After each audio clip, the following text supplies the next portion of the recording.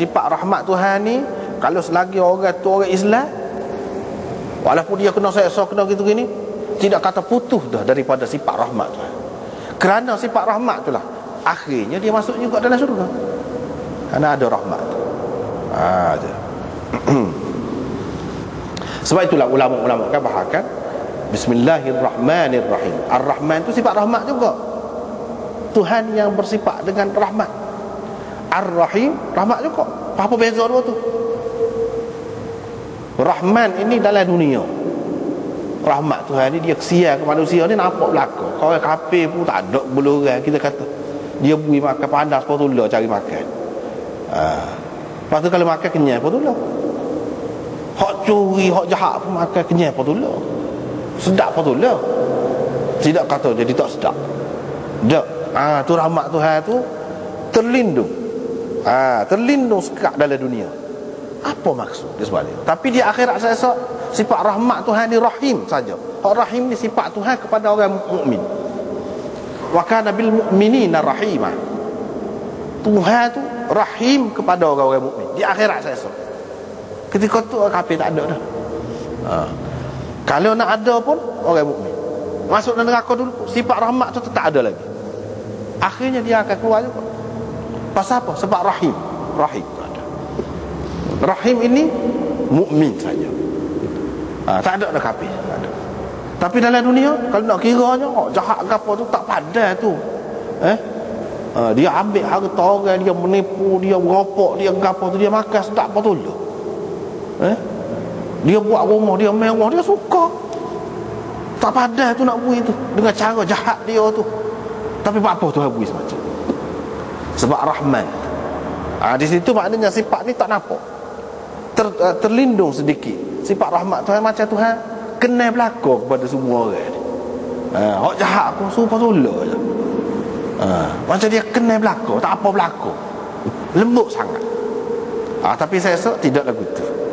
Akan nyatalah hak sebenarnya sifat rahmat Tuhan ni di tempat yang nyata sifat dia dengan sempurna, di sana akan nyata dah. Hak ni tidak layak menerima rahmat dia. Hak ni pula layak menerima rahmat dia. Di situ beza dia. Bab qaulillah, ini bab firman firman Allah, innallaha yumsikus samawati wal ard an tazula. Sesungguhnya Allah memegang langit-langit dan bumi supaya tidak hilang.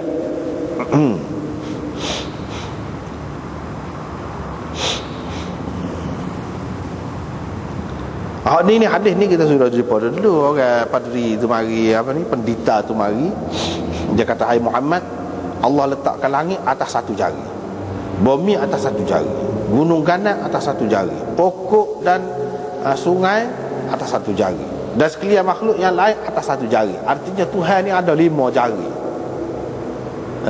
Supaya manusia lah kira-kiranya ada 5 jari. Apa Imam Bukhari nak? Apa Imam Bukhari nak di sini? Kira-kiranya dia kata, innallaha yumsikus samawati wal ard an tazula. Allah SWT pegang tu kira-kira kalau kita ni manusia ni pegang dengan apa? Dengan jari, dengan tangan, jari pegang. Okay. Imam Bukhari nak cerita di sini, kalau Allah SWT rakyat dalam Quran dia pegang. Pegang ni tidak semesti dengan jari. Pegang. Tetapi Yahudi ni dia faham ayat Quran ni, ayat Tuhan buat turun dulu kepada nabi-nabi tu, dia tafsir sendiri.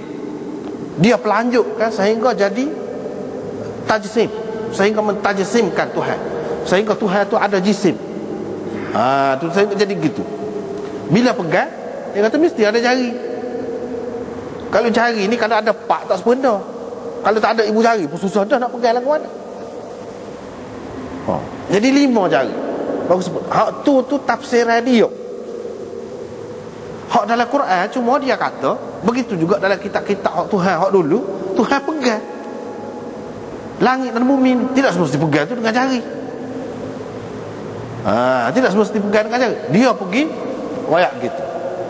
Jadi ada ulama yang mengatakan sebenarnya Nabi SAW tak terima hak ni, tak sih hak ni. Hak ni bukan Nabi kata, orang yang padri tu kata ni, hak pendeta tu kata. Lepas tu Nabi suka tu maknanya teruk demon ni. Lemah. Dia tu pendeta dah, dia nak bawa hak tak betul, hak salah. Nak kata apa? Suka je lah. Mereka ini dia pun baca ayat, wa ma qadarullah haqqa qadri. Kalau betul lagu tu, apa dia baca ayat ni? Mana mereka tak kenal sungguh, tak kenal rati Tuhan. Dia ingat kalau pegang ni, tak pegang mesti dengan jari. Tidak mesti lagu tu. Dan dia ayat pegang-pegang. Apa ya kita mentafsirkan dengan jari-jari ke apa tu?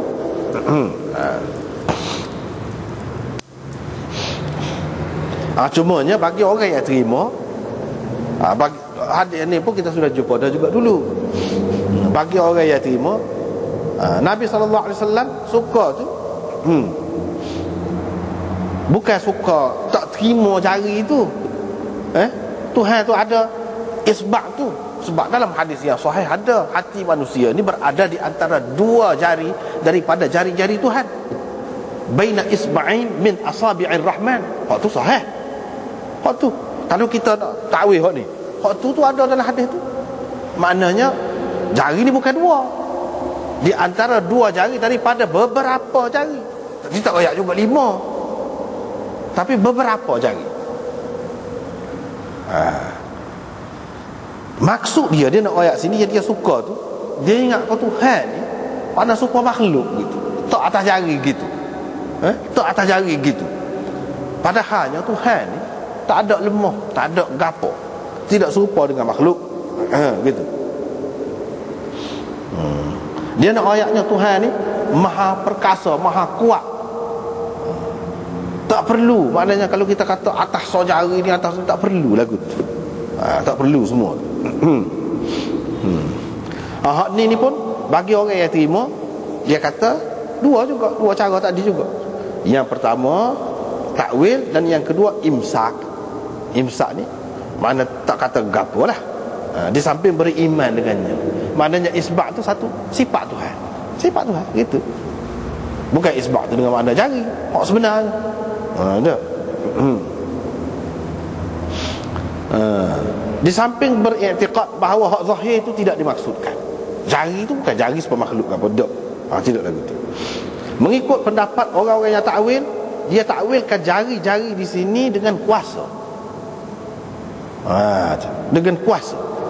Yani Allah SWT menjadikannya, walaupun hebat ni kejadian langit bumi ni, tanpa penat lelah, tanpa susah payah. Setara itulah kuasa dia.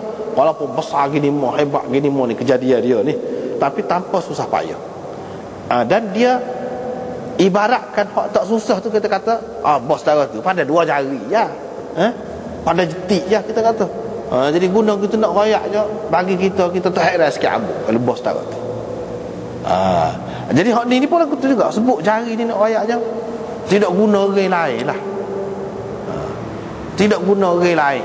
Mana nak royaknya sikit sangat kuasa.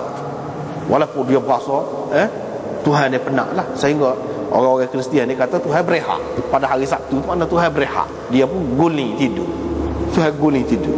Begitulah dalam kitab-kitab, dalam kitab Taurat ada hari ni pun lagu tu lah. Lagu tu tak betul. Apa pasal penat lah kira-kira? Tidak. Jadi kalau kita terima hak jari ni pun, sebut jari ni nak royaknya benda ni, bagi Tuhannya terlalu remeh, terlalu kecil. Tidak kata habis tenaga sehingga jadi penat, jadi letih, kena rehat apa dak. Sebab itulah dia kata wa ma massana min lughub dalam Quran sebut, dan dia buat langit bumi, kami tidak sedikit pun berasa penat, letih kamu, tak ada.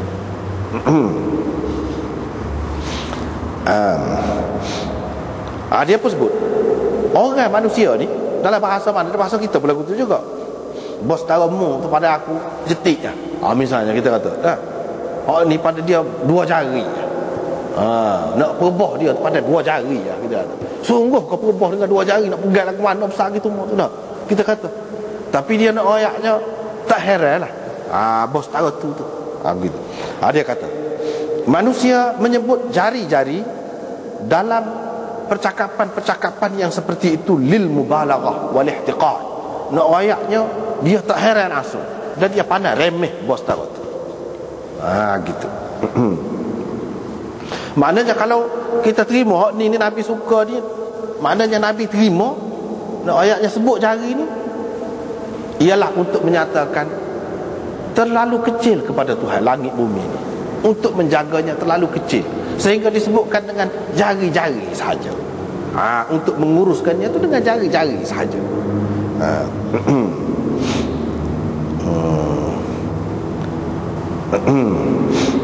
Fayaqul ahaduma bi isba'i aqtulu Zaidan yanwi la kulfata alayya fi qatlihi.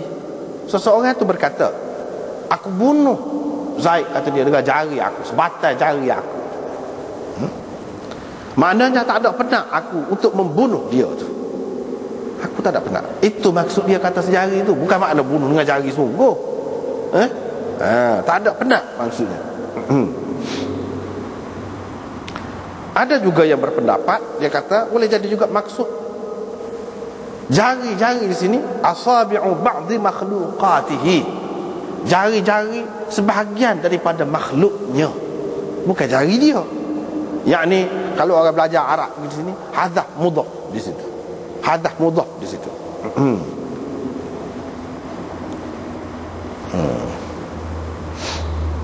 Dan ini tidak mustahil dengan makna begitu. Hak pastinya yadal jarihah mustahilah, tangan dengan arti anggota itu mustahil kepada Tuhan. Ada pada Tuhan. Kita nak kata tangan, Tuhan ada tangan, pada jari, sebab makhluk itu tidak mustahil. Aku mana-mana. Jadi hak ni pun diambil daripada Imam Nawawi juga, cara tu, tafsiran maksud gini tu daripada Imam Nawawi juga. Dan kedua-dua cara ni kita tak usah duduk balah lah. Kedua-dua cara ni adalah cara Ahlus Sunnah wal Jamaah belaka. Cara takwil pun ataupun cara tafwid, cara Ahlus Sunnah belaka. Ulama terima.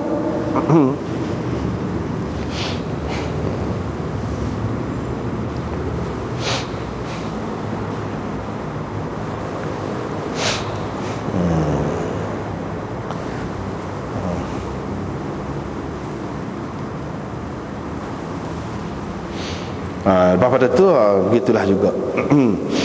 Tapi hak lebih kemahnya di sini sebab kita kata tadi lah, mula-mula tu Nabi suka tu, Nabi lemah dengan cara pemahaman dia tu. Bukan suka tu suka kena dah. Sebab tak ada dengan jelas di dalam hadis kita hak Nabi kata lagu tu. Apalah lagi Quran. Hanya adanya Tuhan pegang langit dan bumi ini supaya tidak hilang. Mana dalam kawanlah dia lah, pegang, dia tidak kata jari-jari. Ada jari-jari lagu ni, hak pendeta ni kata. Hak kata hati manusia tu di antara dua jari tu. Itu betul Nabi kata. Itu betul. Jadi jari di situ apa makna? Kita pakai dengan makna sifat Tuhan, sifat yang layak dengannya. Itulah mengikut cara salafnya begitu. Tidak tahu ya, itu adalah sifatnya.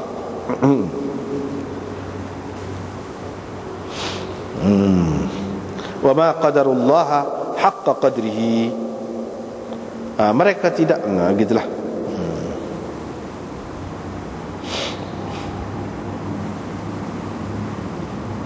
Kemudian bab ma jaa fi takhliqis samawati wal ard. Ini perbincangan panjang pula, cerita lain pula. Kita berhenti sekat tu. Wallah.